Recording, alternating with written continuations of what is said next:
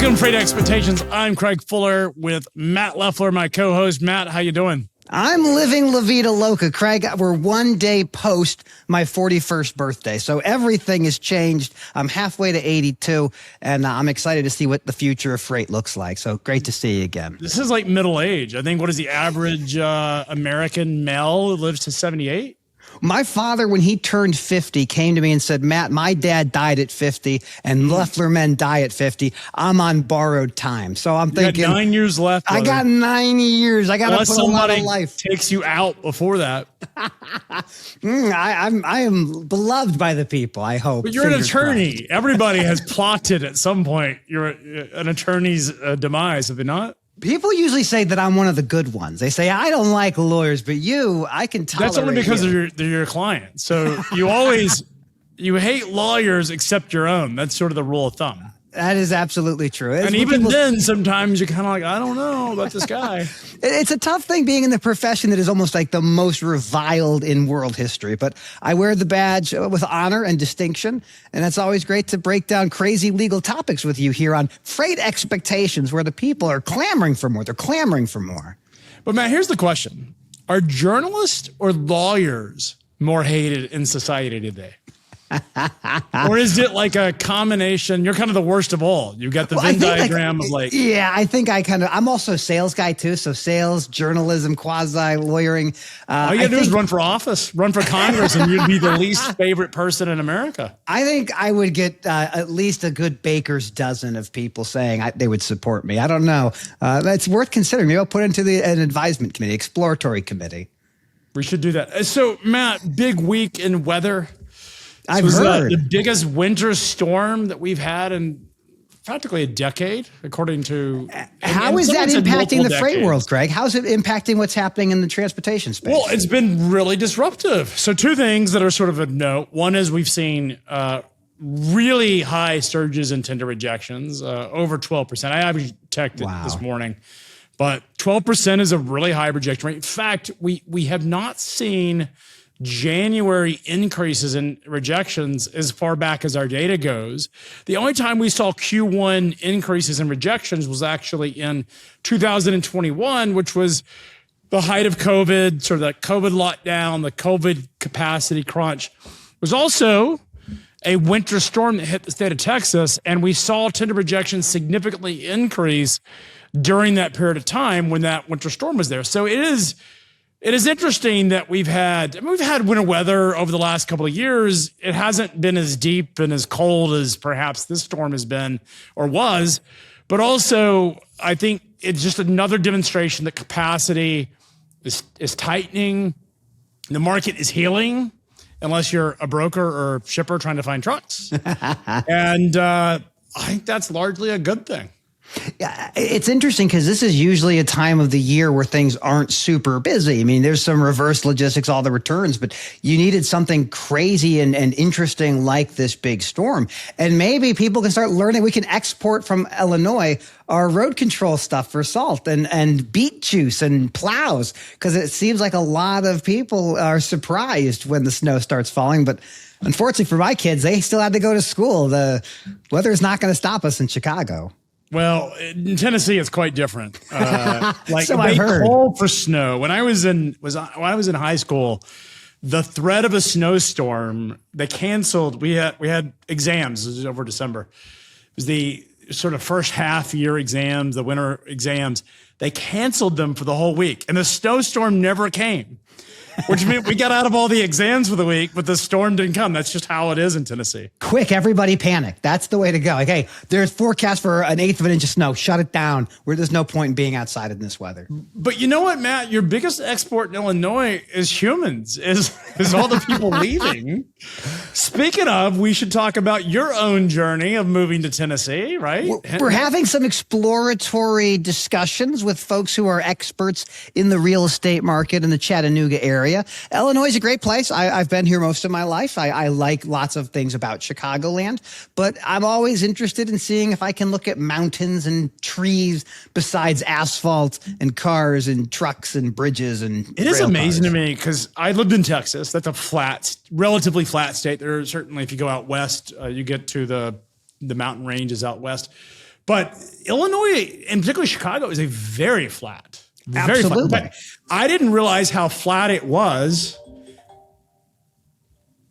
I didn't realize how flat Chicago was until I went to the top of the John Hancock building. Yes. And you could see the grid of everything out there. Were you at the Signature Room? Were you at the restaurant on top of the I went to that building? years ago. It used to be one of my favorite things when I go to Chicago. If I went with somebody, Absolutely. either somebody was dating perhaps or going to Chicago, or even people I was on business trips with, I would love to go up there because I don't think there's a lounge in the United States that has as cool of a venue as the John Hancock building. It is the coolest place. If you're new to Chicago, or even if you lived here for a minute, there is still a restaurant up there. It's mostly like snacks, hors d'oeuvres, and drinks. It's expensive too.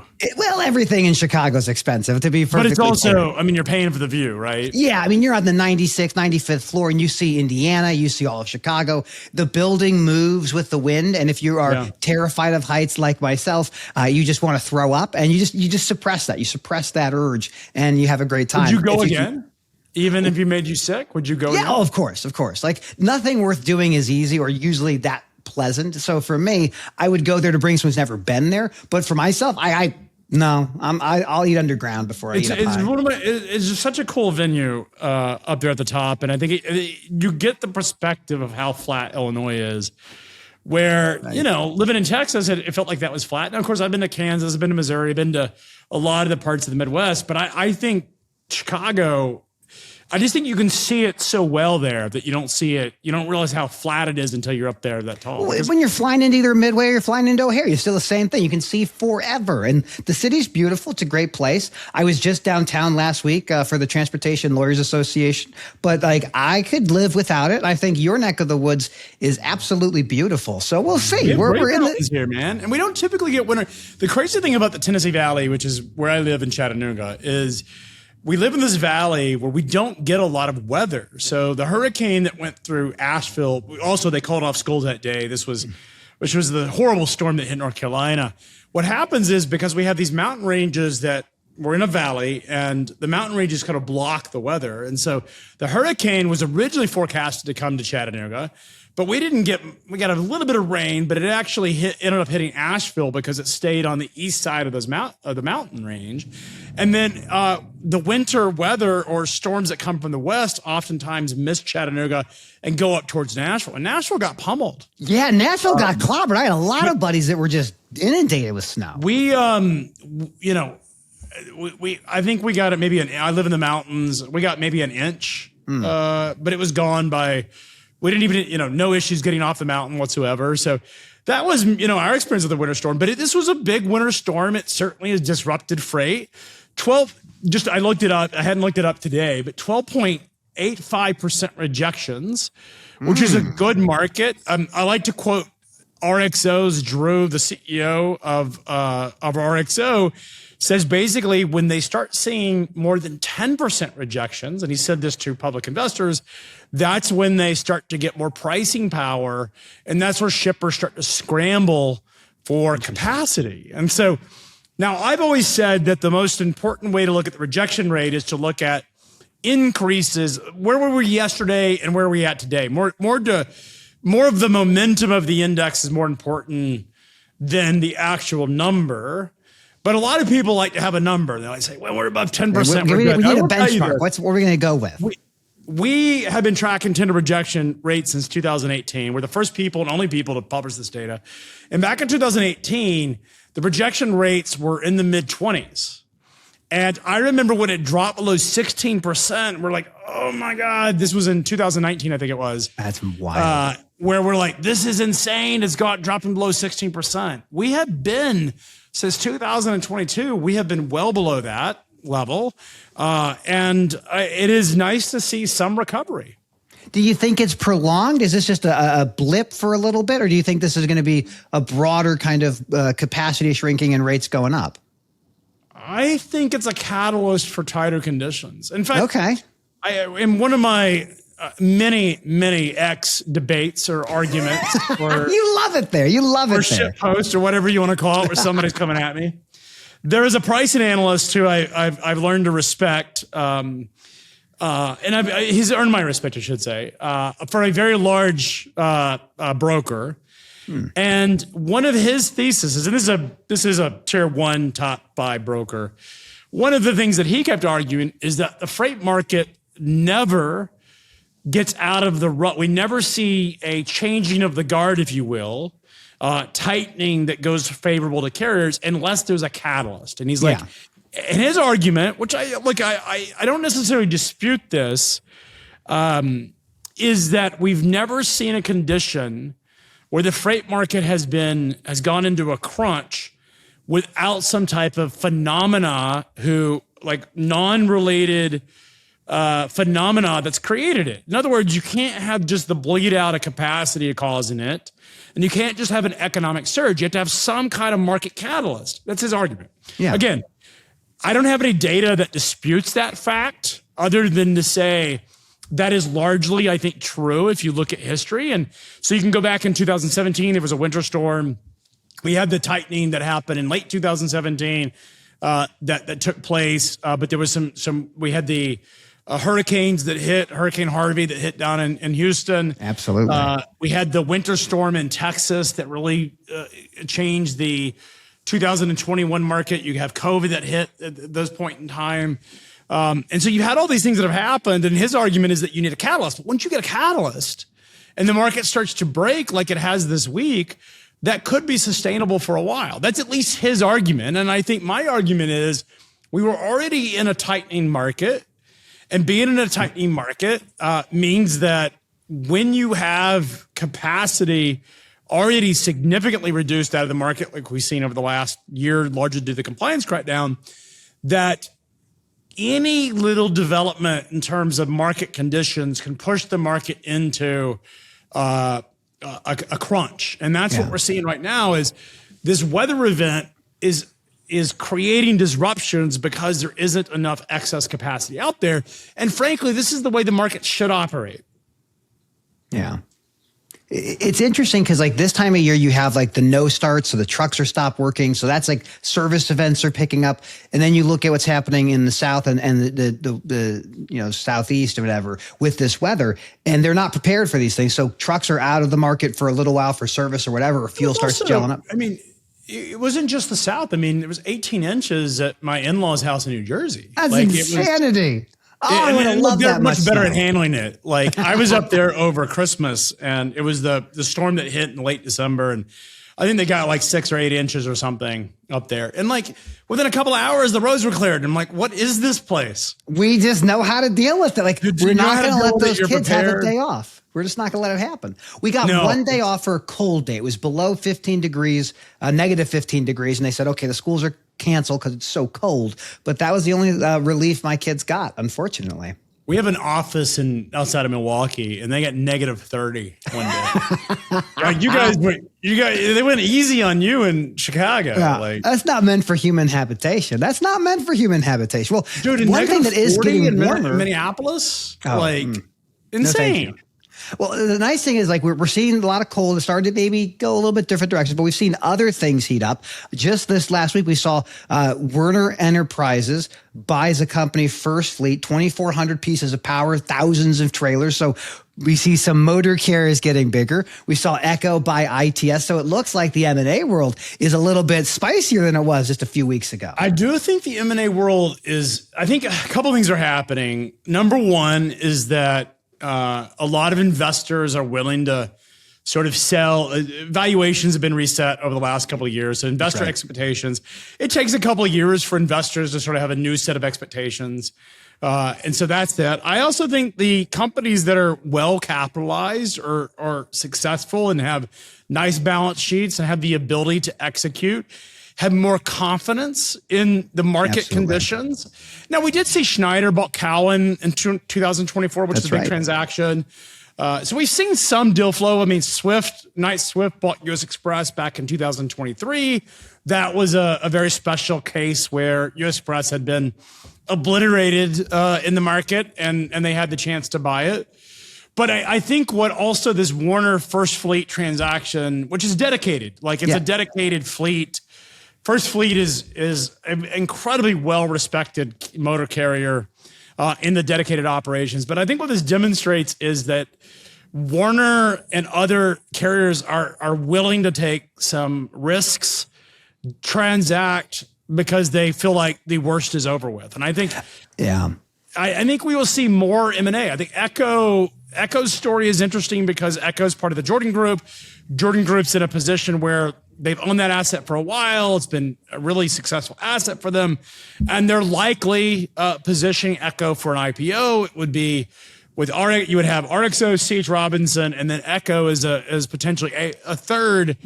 And then you'd have Worldwide Express come in. I think that's been talked about for a while. They got preempted.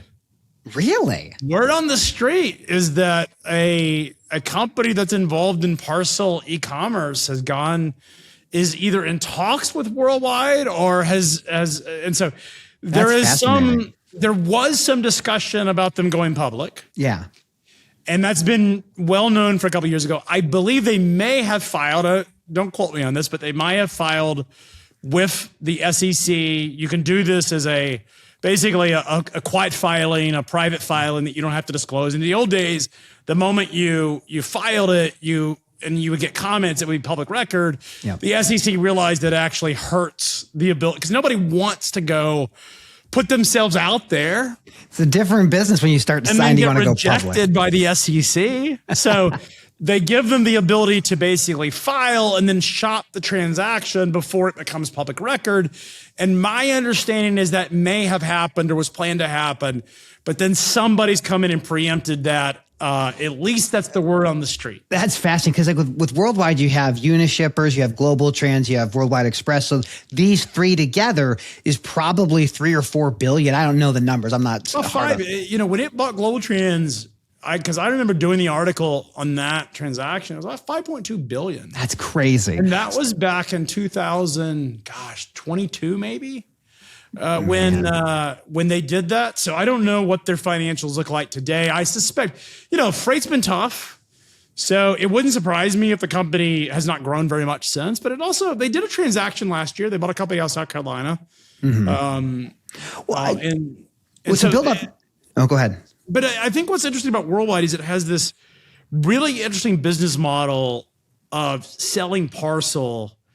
It basically is reselling UPS's services. And their business model, if you ever go to a Worldwide Express, and I got the opportunity to go speak at a Worldwide Express, and I'm in my founder outfit. I'm not wearing a suit or jacket. It was my slobbier days of being a founder, right? It was cool to look like disheveled of sorts, like I'm working hard. You can tell that I'm not working as hard these days because I dressed up. But in those days, I went, it was probably 18 maybe, and I walk in and they're all young, by the way, and they're super hot. Like I don't belong in this group. It was the pharmaceutical model. That's exciting. The business model for Worldwide salespeople are pharmaceutical style reps. That's a great sales strategy. The pharmaceutical people are very good. You get the athletes, the good-looking athletes, the quarterbacks, the good-looking athletes that are there. And you get the good-looking girls that are, would normally go work in a pharmaceutical business. And they're all well dressed up in their suits and their ties. I think maybe they wore a jacket, but they certainly were dressed up more than I was. And here I am in my slob founder outfit, thinking I'm cool because I'm from Silicon Valley or the Tennessee Valley. And I look disheveled, and I'm like, man, I am so I don't belong here. I'm sure it was well received. They all want to be like that. What's that? They all want to be like you. I mean, I'm sure they was really well received, to get that spirit of entrepreneurism at a company like Worldwide. Look, I think what's interesting about Worldwide is that it has this really unique business model of calling on small businesses. The problem that UPS has and FedEx has is these are big corporations. Yeah. And they don't want to deal with the small, their investments are going into these highly specialized types of freight, like Worldwide Health, the UPS business, the health logistics, the healthcare. So that is our fastest growing segment, right? That's what UPS wants to devote its money to, these very large, high volume shippers and these very large, big, unique niches in freight Healthcare is one of those for UPS. FedEx has had some successes with some of that. And it's hard for them to focus on a company that's moving $1 million a parcel. It's very similar to the LTL world. Like the big LTLs aren't going after the small shippers. They would rather have a broker who can fill their. Well, it's just hard because you have a finite number of resources, and the sales model is really it's a much more on the feet. I mean, Roadway had one of the best sales training programs it was renowned. Like if you've ever. The old days of sales, I think today the model that most successful companies sort of follow is the Salesforce sales model.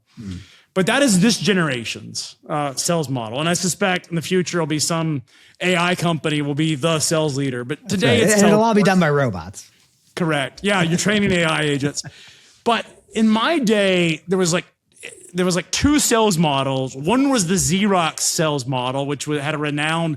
When I went to college, we took sales classes, and they would teach you the Xerox method of selling. Because Xerox had done all this study on how to sell copier services, right? And there was like the model that everybody in the country, every professional sales training program would try to copy because they had the most perfected sales process. But in freight, it was actually Roadway. Roadway was the sales model. And when I got my first sales job, I was working for US Express, the division of US Express, on the airport to airport side. We talked about this in the last episode. That's right. You should tune in if you haven't heard it, where we talked about Ford Air. But my bosses were former Roadway guys, and it was regimented. You made 40 calls a week. You had to do like 3 lunches. You had to go to a dinner. Like it was really intense selling. And that is Worldwide has adopted that model with arguably much more attractive people and better dressed people. But you got this, you have this attractive sales rep, young sales rep. It's got a lot of energy showing up at your dock, and you're moving $100,000 a parcel. And you got this person that's coming in there calling on you. You're going to naturally get like no offense against the brown rep, the package parcel guys. I would much rather a Worldwide sales rep call on me than my local. Like, by the way, my UPS delivery guy goes to my house. Amazing. Absolutely. I love UPS. I love UPS. Like the Worldwide sales rep. I got to tell you that. A very hardworking gentleman, but not someone you see on the streets of Worldwide. These are not lumpers that are calling on the shippers saying, "Hey, we'd like to have a chance at your parcel business." These are these are attractive. Like I said, the pharma model is their model. When you walk into their sales team, and like I said, I got to go. Couple thousand people, I think, were in the room. I don't know how big their sales force was, but it was quite large. And they probably carry a $1 million book of all parcel. And I would imagine that if you're an account rep at FedEx, you're probably carrying a $5 to $10 million book, and you got 10, 20 national account type stuff. But what they've done is they've created this really unique sales model. What they do is companies go out and start a franchise, and then they buy them out, which I also think is a brilliant business model.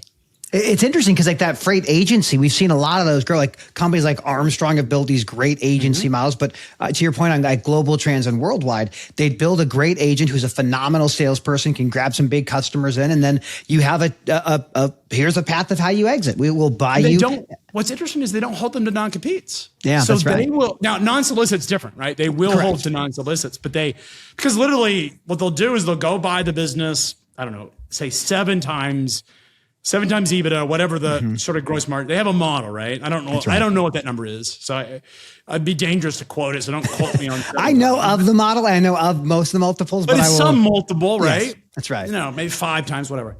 So they buy it. So the person that's built that business, let's say they built it to a $10 million agency, and it's taken a couple of years to build it up. They can turn around and sell that to Worldwide for, $10, $20 million, whatever that number is.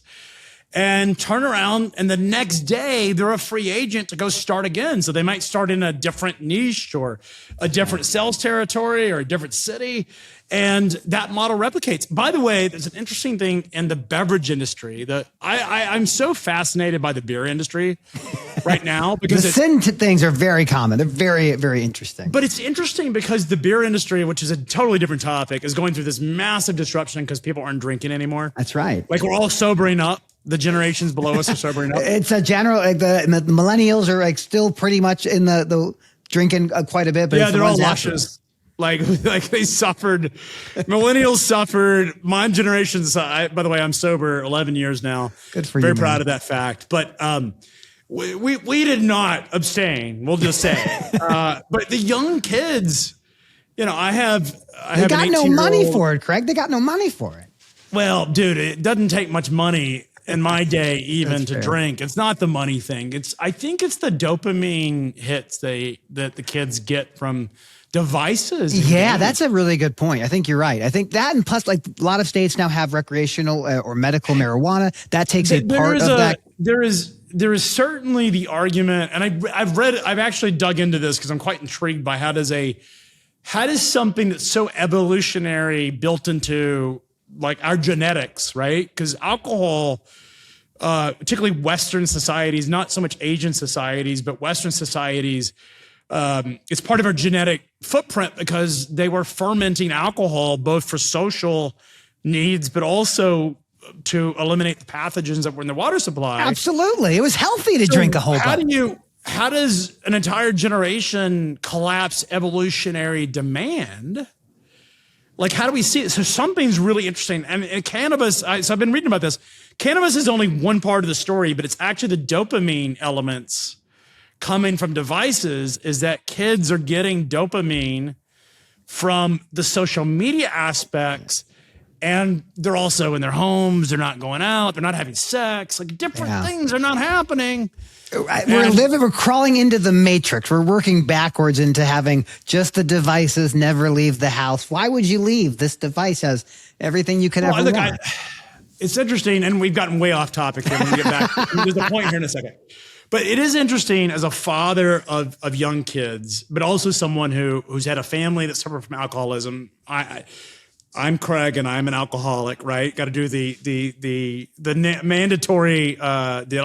I went to AA for a week, and that was the extent of it. But I still carry a lot of that that acceptance with me. But the interesting thing about it is, I think about the damage that alcohol can do to someone's body and life. And there's this great book I recommend. It was the Harvard longitudinal study that came back. It was. Have you ever read this? Have you ever heard of this longitudinal study? I don't think so, no. Harvard University in the early 1900s did this study on basically all of these factors, lifestyle, happiness, satisfaction, death, divorce, income. And they study these people every 2 years for their whole life until they die. And it's the longest study in history. Wow. Started out in the 1920s or something. And it's gone on, and we've had, JFK was actually participated in it. And they take a sampling of, I think it's 100 people a year, and they sample them, and they follow them through their whole life every 2 years. Wow. And the problem with a lot of studies, particularly health studies, is you get sort of a reflection of time, and oftentimes you don't know the causes because you don't have prior data on these people, but these longitudinal studies do. And what they actually discovered in the longitudinal study is that alcohol was the primary contributor. So anyone's an alcoholic, defined as an alcoholic, ends up dying 10 years as much as a decade earlier. Wow. So there were two things that they concluded in terms of early death. It wasn't high cholesterol, by the way. It was all these lifestyle factors that we're told will end up killing us. Yeah, too much red meat, too many eggs, too few eggs. Actually, there's three things, and they sort of go in this. Smoking was the most hazardous. Shocking. Yeah, but not smoking meat in a green egg. Let's be very clear. Smoking. Correct. You and I smoke meat. That's the one thing. We were in the 40s. It's war documentaries and smoking meat and bird watching. I do all three of those, by the way. I don't bird watch, but I gecko watch because I have a gecko. I bird watch because I see them. I love the hummingbirds. Anyways, so they did the study and they found that there's really two lifestyle factors, and one, so is smoking, alcohol consumption. People who were alcoholics died as much as 10 years before the rest of it. But the interesting thing about it was that divorce rates and bankruptcies were highly, highly correlated to alcohol consumption. Yeah, I can imagine that. And what they determined was the actual, one of the worst causes of early death was actually loneliness. And in the study, and so remember, they studied these kids when they were 18 years old. and took them all the way through their life. And what they determined was that when someone had an alcohol problem, that the problems got worse as they got older. And divorce rates, homicide rates, suicide rates, all the bad things, bankruptcies were heavily exposed to alcohol. So when we look at young people, that in fact, there's a conversation about kids not having sex and not drinking, and therefore they're not social. Are they building a kind of bond? Scott Galloway writes about this in a book that he just recently wrote about men. Basically, men, we've become soft on men, if you will, or men have become soft. You can't be masculine anymore. You can't. And he talks about the loneliness epidemic, and he's like, we should drink more, get drunk, and all have sex is kind of his thesis. But it's interesting because we have a generation of people who are not doing it. And I think that is something, but as someone who's suffered from alcohol, has struggled with it, and worries about his kids, I would much rather than be on devices than drinking. It's going to be interesting because I think your point's really well taken. And we live in the loneliest generation that has ever existed. If you ask people like how many close friends you have, most people can list one or two. It's just not a phenomenon we've ever seen. And people are not part of their communities like they used to be. They're not part of unions. They're not part of churches. They're not part of social clubs. And so people are just at their home, and we work all day so we can sit in our beds and look at our small phones to relax. And this is we're not going to know for another 10 or 20 years. Among men, it's actually women don't have these issues. Women are social creatures. They're not as lonely as it's the men. Interesting. And it's and a lot of it, there's been a ton of this stuff that's been written. I think Scott Galloway's book is quite fascinating because he goes into this, and it was actually part of this was like it was the war on men, effectively. Like, and he's not a very masculine guy. If you listen to him, he's certainly not the most masculine. Like, he's not Joe Rogan, right? Like, he's a pretty East Coast elite, you could call him, pretty liberal guy. So he doesn't, he's not eating red meat and hanging out with Joe Rogan and, smoking and stuff. Like, Scott Galloway is a pretty East Coast elite guy, right? He's an NYU professor. But his argument is that this has caused so much damage to the generation. And what is interesting is, and one of his theses is the reason that suburban mothers are starting to become more right conservative is because they look at their sons and they're like, I don't see a good path for my young boys the way that because the world is against them in some ways. Yeah. And it's like this counter deal. Anyways, this is not what we talk about at Freight Expectations. We got way off topic, but it's a fascinating conversation. I do want to come back to what I was meaning to talk about. We got way off topic. But the beer distributorships is interesting to me. And it goes back to the worldwide conversation is that, and the beer, so these breweries go and buy these brands, right? Like they buy these microbrewery brands. That's and one of the things that Anheuser-Busch does when they buy it, they don't actually put a non-compete. So this guy will go out and build this craft beer, build the territory, build the brand. They'll go buy it. And the very next day, they're like, please go compete. We're ready to buy you next time around. And it's the next thing. And the pharmaceutical companies do it around drug discovery. And so, but Worldwide has done that in the package and parcel delivery. And I think the whole conversation is just fascinating because their business model is so unique. Well, to even build off what we were talking earlier about the deals we're seeing in the space and whether Worldwide stays private or Worldwide eventually goes public, I think a lot of pent-up demand in 2025 is going to be unleashed in 26. There were tons of investors that were ready to I was talking to an investor yesterday. Actually, it's an investor. We started talking about the M&A activity. Mm-hmm. And investment banking came up because there's been a lot of investment bankers that have signed up deals. And you're close to a lot of investment bankers. Absolutely. You know that world really well. One of the things that is interesting, the observations, is AI is actually making it so that the investment banks can actually go down market. Because in the old days, if you think about the limitation factor for an investment bank, and go back 10 years ago, they could only take on a certain size client pool and they would only want the big deals. Mm-hmm. And they're all based on how certain guys specialize in very small deals. Some are mid-market, some are large, usually based on the size of the bank that they work for sort of dictates that decision. But one of the things that he observed is that we're starting to see investment banks go down market. And the theory that he shared with me, which I tend to agree with, is that AI has enabled the bankers to do a lot more work. Because if you think about it from a banker's perspective, and Zoom, by the way, is a big piece of this as well. So there's two things that has enabled them to do a lot more deals. One is the SIM preparation and the diligence materials, because that's, if you've ever dealt with bankers, the number one thing a banker can do for a business is frankly, really two things at the end of the day. Because you can go hire lawyers to advise you. You can get market comps. That stuff isn't hard to come by. The two things that a banker can do for a business, number one is prepare the SIM and materials in a way that a buyer will want to buy. AI can do that exceptionally well and arguably better than a lot of bankers can. And I've looked at SIMs. I've done some of this diligence work myself. The second thing is that Zoom has enabled them, because the finite time means that I have to, the old days I had to do in-person pitches, which caused a lot of travel. And the banker was flying all over the country. They're now doing Zoom. And so this has enabled bankers to go down market. And then you combine sort of the economy plus the freight market recovery. That's why we're seeing a lot more deals happen. I think it's just going to be a big deal year. I think your point's really well taken. For the folks, I think we talked about it last time, but I'll mention it here. So SIM is a confidential information memorandum. So it's CIM, and these documents can be 100 pages. Think of like the most robust PowerPoint you've ever seen in your life. Like that's what a SIM does. And it's basically a look at everything about the company. Who are their customers? Who are their competitors? What's the market they play in? Who are the leaders? And I think from your idea, like going downstream, what the investors are looking at when you look down, like companies that are, let's say, under 5 million of EBITDA, but maybe even like 10 or so million of EBITDA, is do you have leaders who are proven that want to keep going? So if you're an investor, you don't want to buy a company. Sellers typically, Matt, you know this well, but our audience may not be. There's a lot of different types of sellers, but two of the primary ones that you see play. One are the I want out. Yes, I'm done. Right. I'm tired. I'm retiring, or I just burned out. Maybe it's a private equity fund that wants to mature and they want to get out.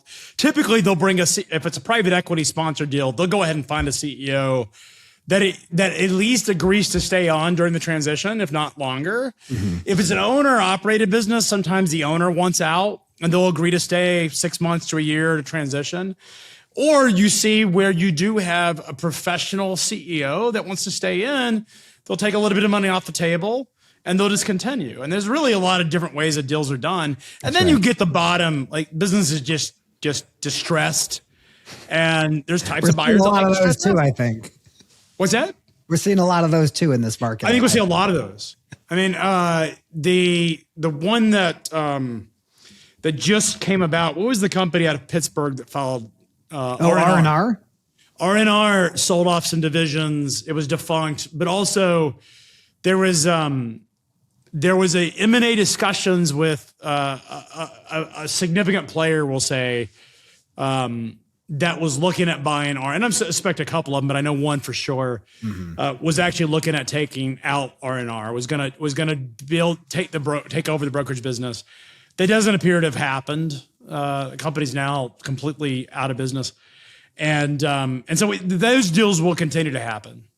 Absolutely. It's interesting because again, when you look at like who the investors are, maybe they're private equity, they're independent funds. Sometimes you have strategic. So we talk about Echo. So Echo goes out, they're looking at different companies, they see ITS. So it's going to be interesting, I think, in the next 6 to 12 months, which companies we've seen that have been name brands we've known forever that get rolled up into some other bigger organization and become essentially bolt-ons. It's going to be fascinating, but the deal flow, no doubt, it's going to go fast. There's the roll-up play that's getting a lot of attention in all sorts of circles. Absolutely. Brad Jacobs would be sort of the roll-up king in so many industries, but certainly with XPO and what has become 3 different companies, RXO and GXO. But really the idea of I could take a business as a sort of a platform, and that platform would then go buy other businesses that are adjacent. And one of the interesting plays that I'm seeing is that some of these private equity funds are actually buying very small businesses as platforms. And they have a thesis around AI, is that AI can automate the workflow. So I've been approached, I think I've had 6 inbound interests from private equity, wanted to know if I would become CEO of a roll-up Not going to do it, by the way. I'd rather talk about it. What do they say? Those that can't do, teach. Yeah. There you go. Those that can't do, talk about it. That's me, right? I have no interest in running a broker, and I don't mean any disrespect. It's hard work. No interest in running an asset carrier. I love what I do. Yeah, but that's right. They've approached me about this, and so there's this thesis of, I'm going to go buy a bunch of freight brokers, and I'm going to use AI technology to essentially get rid of as many human elements that are in the business, and I can pay a market multiple for these businesses. And if I get scale, then I can make the business worth 3, 4, 5 times because the profitability is there. That's the thesis. I'm not convinced. And I'll tell you the reason I'm not convinced is because a lot of the AI technology that goes into freight brokerage is focused on either the shipper relationship or the carrier solicitation, the carrier sales or the shipper sales side of it, which is the most valuable part of a broker. I think we may have talked about this at one point, where that is the single most valuable part of the relationship. Why would you AI that? Yeah. For the carriers, if you're a broker, maybe automating what you used to offshore, that may stand to make sense. But the shipper, no way. Correct. But really the opportunity in AI is in the back office. It's not in the 100%. Front office. That's right. It is all the back office stuff. The problem is those back offices relative, like they're not that big. They're 25% of the operating cost. And maybe you could cut it by half with automation, and maybe that is meaningful, but it's still not the predominance of the value proposition. Well, I think what ends up happening, and maybe I'm wrong, but it's just people who look at our industry and go, that's $1 trillion domestic industry. How do I get into that? And so it's like, oh, AI will make it so much more efficient. I've met so many Silicon Valley folks over the years who are like, hey, if I could just make this thing, it'd solve all supply chains. Like, spend like a day in this business. Dude, and digital brokers were that message. Absolutely. I know a lot of the guys that were in that, and I think a lot of it was because Silicon Valley investors looked at truckers as a bunch of hillbillies. Yeah, they think they're not sophisticated, but it's FedEx and Amazon. Guys are idiots. If I could just like a mobile app, I'm going to Uberize the freaking freight industry. And this was in sort of 10 years ago. And you would listen to these founders pitch these businesses, and you're like, you don't know what the hell you're talking about. Well, in that world, it's about trying to be the first in. Like you don't want to be left behind. You got to be part of the party. And so if we see some people throw money in supply chain, everyone's going to follow. And so even if you don't spend the time to do the real due diligence on how the industry functions, you don't want to be left behind. And so to your point, the digital freight brokers, here's the interesting, never delivered it. This goes back to the M&A conversation, because I think one of the interesting thing is, look at the most active freight tech companies in M&A. So DAT, you got it behind you. That's right. Dial a truck. Let's call it truck. Call it by its appropriate name. I'm with you. Which is actually a cool name. As much as I like to give them a hard time about it, it's a cool name. It was a great name. Absolutely. Except, it's dated and their business is dated. But anyways. We're not dialing. There's still trucks. We're not dialing for dollars. But DAT, for the first couple of years, even probably 8 years, set the entire, and if you take the vintage venture capital born on date, it's 2015, which was when Convoy, LoadSmart, Trucker Paths got over $100 million valuation. 10-4 sold the Trimble. Like, that was a period of time when there's a lot of activity, sort of the born on date of the sort of venture scale investments. DAT set it out. They did not make any M&A and didn't even participate in the digital revolution going on. I mean, I remember when I started FreightWaves back in 2017, people are like, why don't you go buy DAT? And I'm like, dude, first of all, I couldn't afford it. But second it's a very of all, expensive company. They're like, man, this is a big company that's just sleeping, does nothing. It's not innovative. It doesn't do anything. That was the complaint against DAT. Was this like this sleeping giant that was just dying, and Roper what people assumed was that Roper couldn't wait to get rid of it. That wasn't the case at all, but that was the narrative. And what's interesting is they didn't do anything. They didn't really build new technology. They had Claude's reign of terror, which was just tormenting the industry and did a lot of damage to the brand. but they didn't really innovate. But then all of a sudden, in the last 24 months, and probably the last year, I can't remember when the first big M&A, Trucker Tools might have been the big one. I think Trucker Tools was the first of the that was about a year ago, right? About a year and a half, I think, because we have basically 18 months ago, right? Yeah, 18 months of like Trucker Tools, then you have Outgo, then you have Convoy Platform, and it's madness. Yeah, and they so bought the load board in active. Canada. And then Truck Stop's gotten back in the game with some M&A. Yeah, they bought Denim. A lot Absolutely. of the first iteration. Triumph got into the game with some transactions. I think Triumph's done 3 large transactions in the last 5 years, but all of them sat on the sidelines. Mm-hmm. And none of them were the most disruptive players. In fact, they look like vulnerable sleeping giants that were just going to get displaced and disintermediated. I know that DAT actually hired McKinsey to come in and do a top-end analysis of disruptive forces on DAT's business model because they were very worried about all like the Convoys and the Ubers coming in and destroying DAT's business. Clearly that didn't happen. But what is now happening is these companies, these big behemoths, are picking off these early-stage companies that have not gotten scale. Mm-hmm. They have great technology, Outgo and Convoy and Denim with Truck Stop.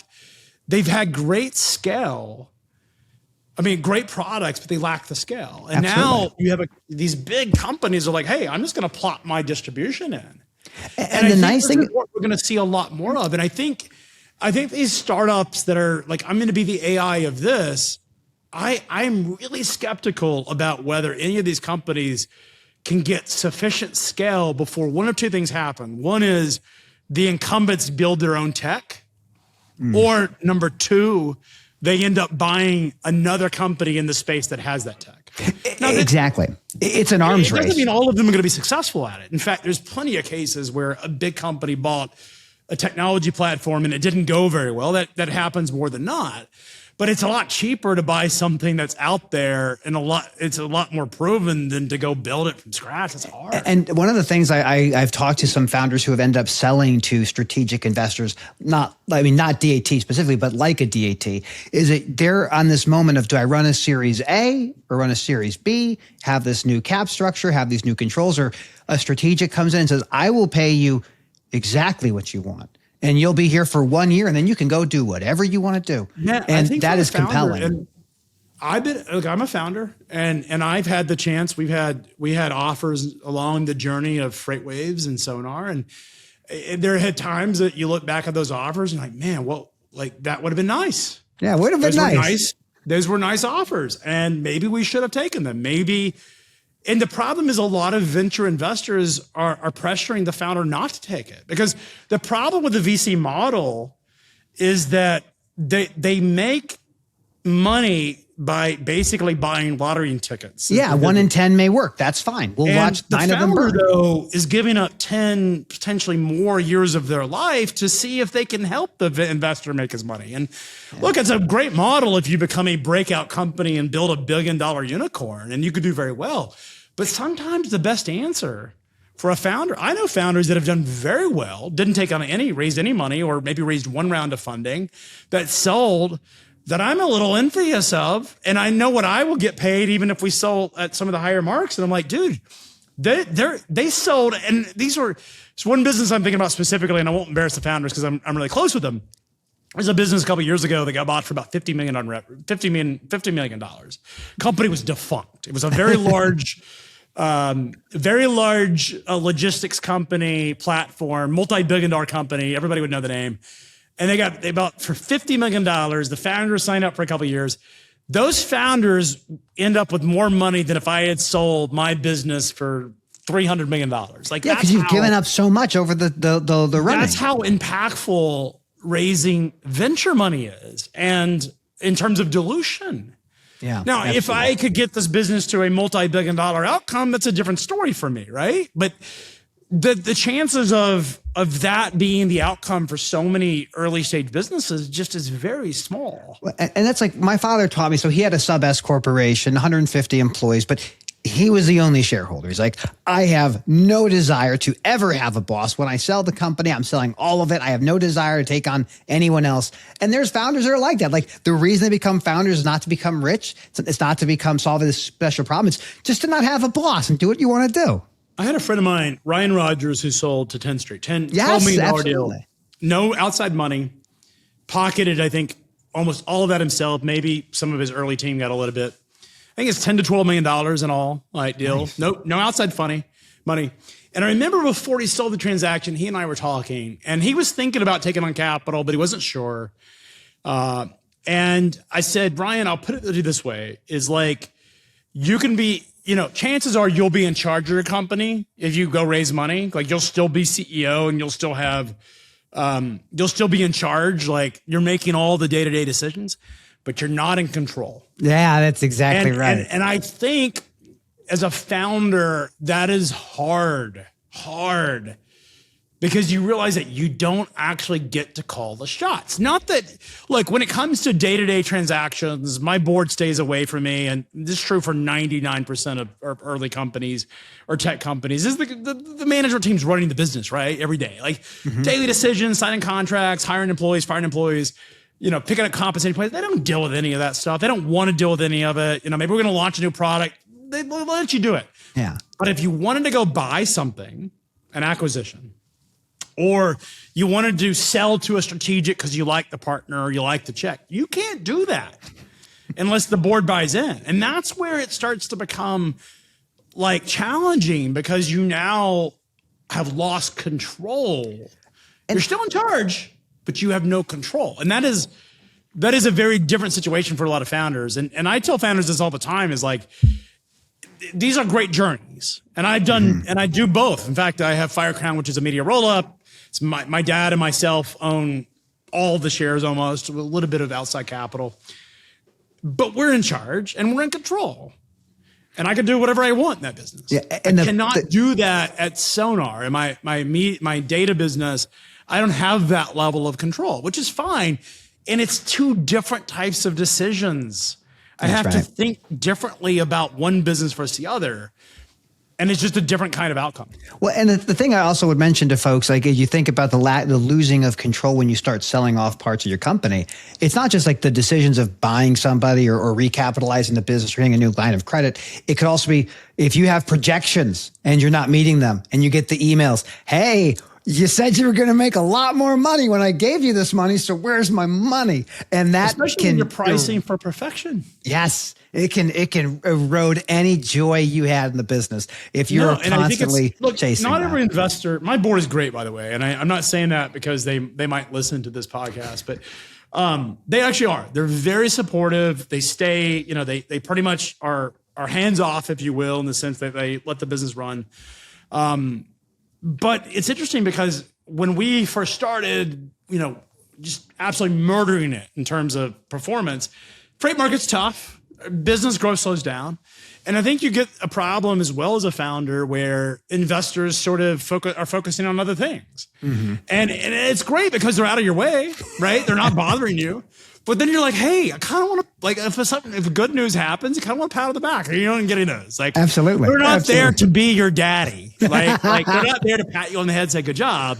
They do that a lot early on. Yes. Right. They have to, and when they're in the process of the deal making, we're going to have so much fun together. We're going to party down. It's going to be great. And we're going to bring in all this value. We're going to have all these new customers. We're going to bring on day one. It's going to be spectacular. Yeah. We're going to be the biggest referral engine. It oftentimes doesn't happen.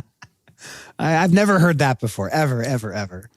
Look, I think raising money is as much, and I tell this to a lot of founders is, if they've ever raised money, they always ask me, how do you do it? And I say, frankly, it's like sales. Like, yeah, it is. It is all just make as many sales calls as possible, as many outreach, network the hell, because most deals are networked, right? Like, I get a lot of inbound from early founders that are looking for investors or advice or whatever.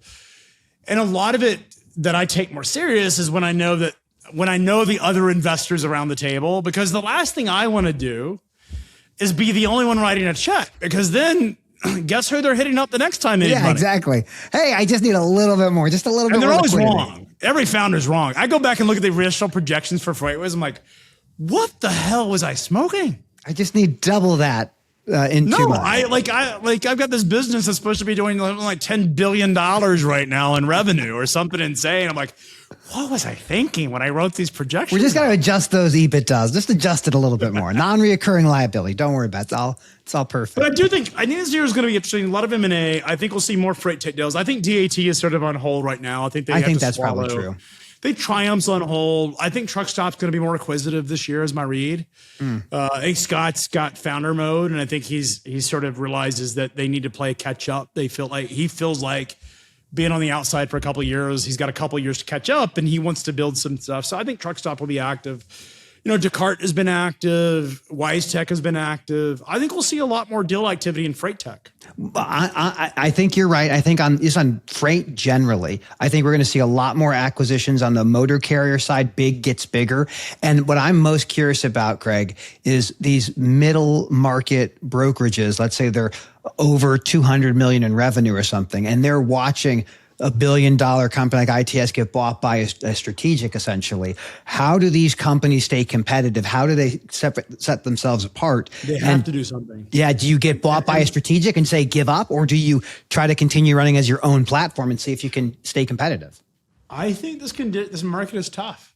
This market for brokers is actually harder than the last couple of years. The reason is that they were able to pick off a lot of market share and keep the lights on, if you will, by undercutting the large asset carriers and using a lot of the riffraff, which we talk a lot about. Right. And it was this nice arbitrage of buying on the spot market with carriers that are non-compliant.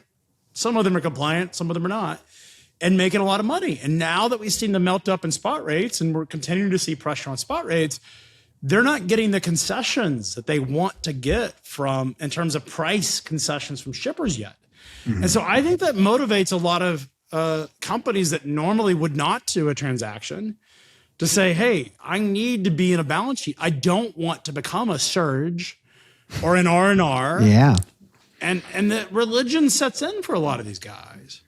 It's going to be an interesting year because we have all this M&A activity, and we didn't even talk about broker liability with U.S. Chamber of Commerce, the U.S. government, TI, all their stuff. We'll have a hearing on that March 4th, so we'll have the oral arguments happening. This is probably one of the most exciting years in transportation that I've ever been a part of.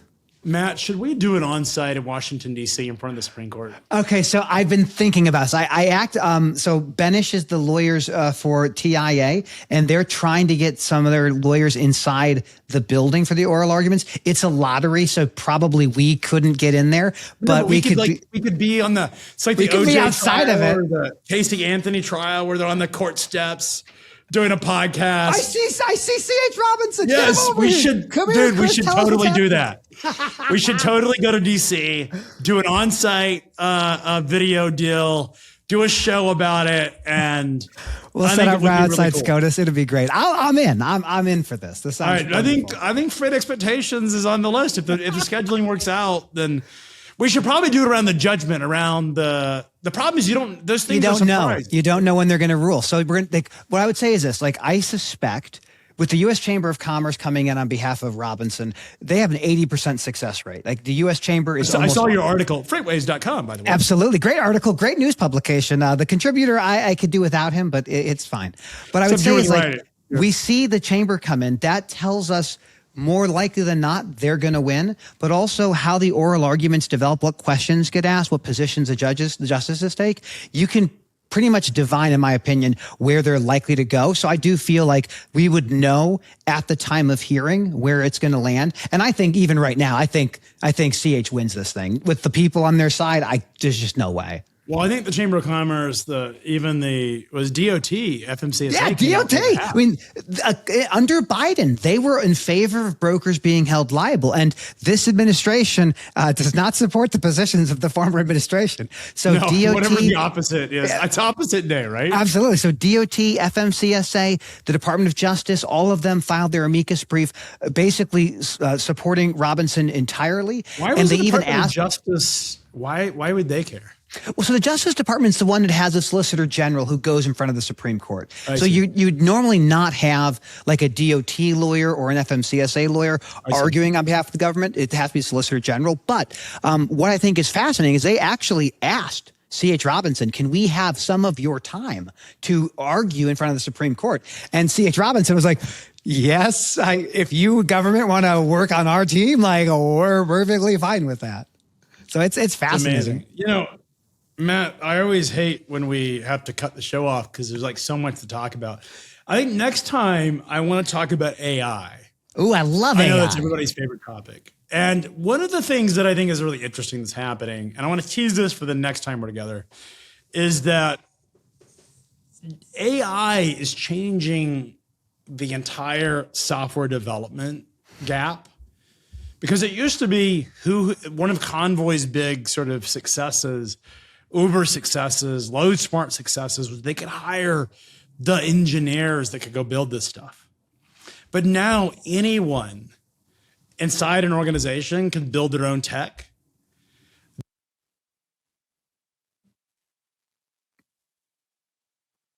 I love it. Nothing better than a media and technology founder and a lawyer to really give the definitive discussion on artificial intelligence. That's what the people, they demand it. They demand it.